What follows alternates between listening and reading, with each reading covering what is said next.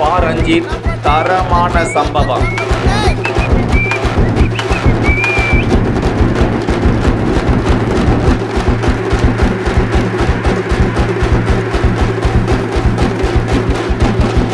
மார்கழியில் மக்கள் இசை நிகழ்ச்சியில் நீலம் பண்பாட்டு மையம் கோலாகல திருவிழா.